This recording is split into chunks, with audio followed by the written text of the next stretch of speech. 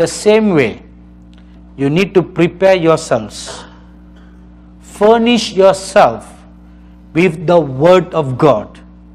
Furnish yourself speaking in the Spirit. That will make you very, very Spirit conscious. You should spend at least 1 hour a day praying in unknown tongues.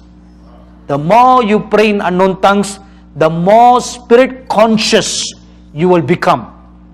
Not only that, your spiritual eyes will be enlightened. It will become brighter and sharper to see things in the Spirit.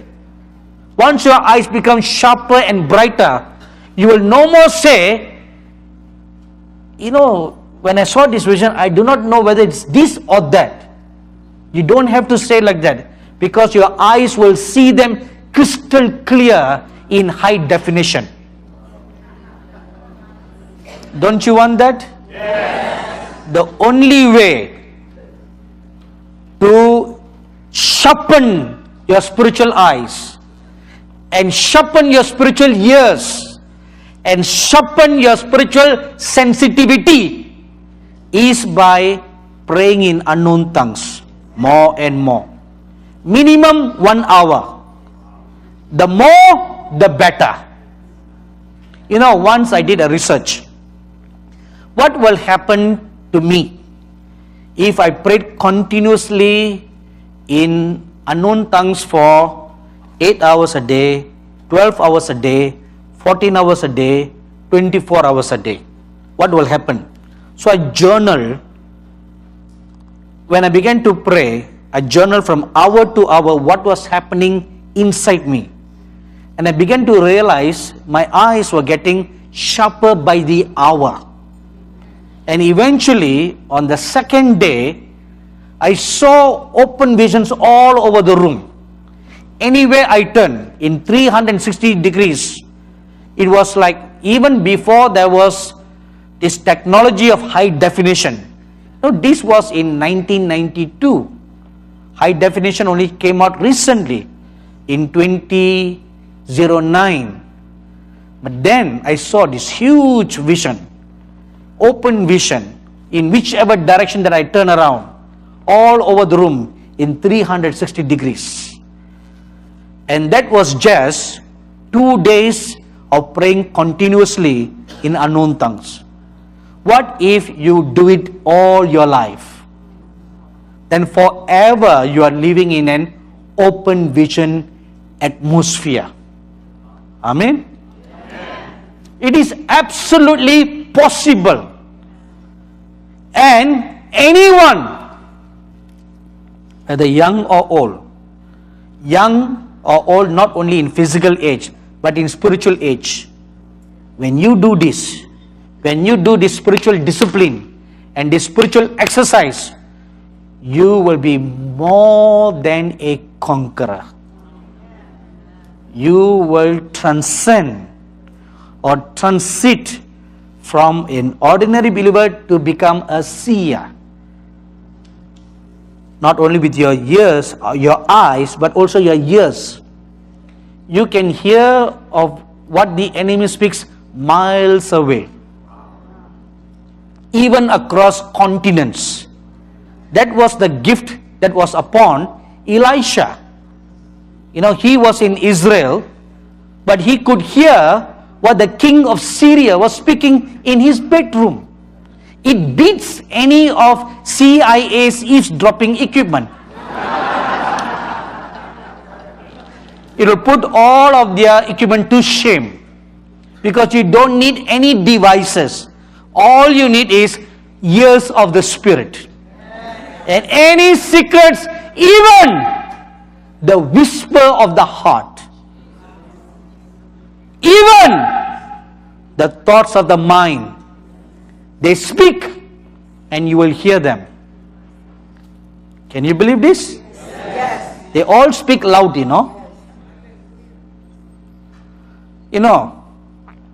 Before I came to this conference here, I was fasting and praying in Singapore. And one day, I had a visitation from this wheel that you read of in Ezekiel chapter 1. And it says there are eyes all over the wheels. And as I was looking at this wheel, one eye among all the eyes stood out, and he just looked at me.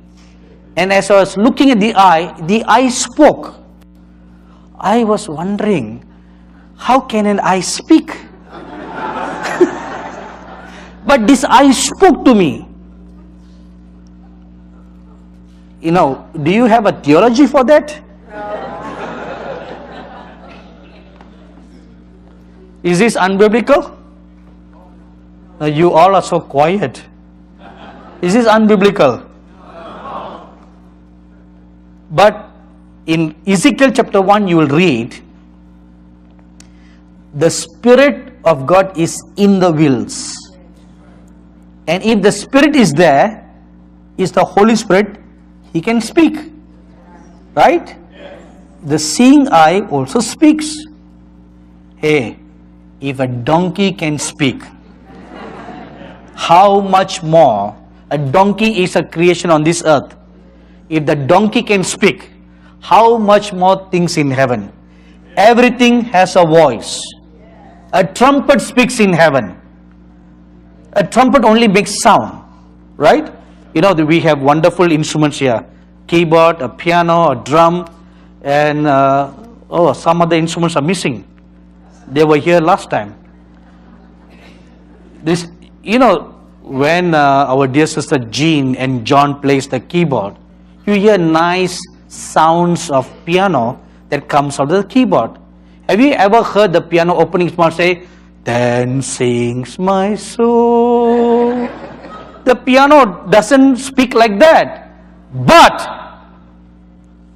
in Revelation chapter 1 you read, a trumpet spoke with John.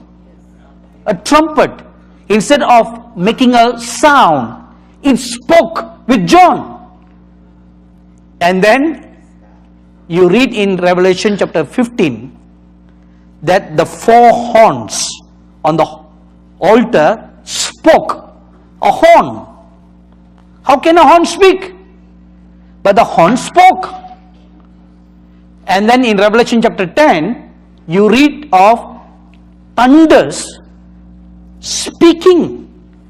On this earth, you only hear the sound of a thunder, the pealing thunder sound.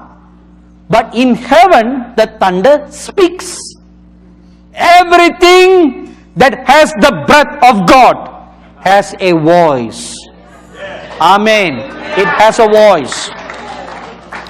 When your ears are circumcised, when they become very highly spiritually sensitized, you can hear. And speaking in tongues will enhance that ability of yours to hear. And thirdly, speaking in tongues increases your spiritual sensitivity. Before your eye sees, you will now perceive in your spirit, okay, someone is here. And then you open your eyes to your right or to your left, you see an angel of God standing, or some heavenly beings. First your spirit picks it up, then your eye sees, then your ears hear. So all these things for your spiritual sensitivity to increase, for your spiritual eyes to be enlightened, for your spiritual ears to increase in its audibility. The shortcut or the foundation is speaking in unknown tongues. It increases your spiritual sensitivity. Even it increases your faith. That's what the Bible says. If you want to have more faith, don't pray for it. Just pray in unknown tongues.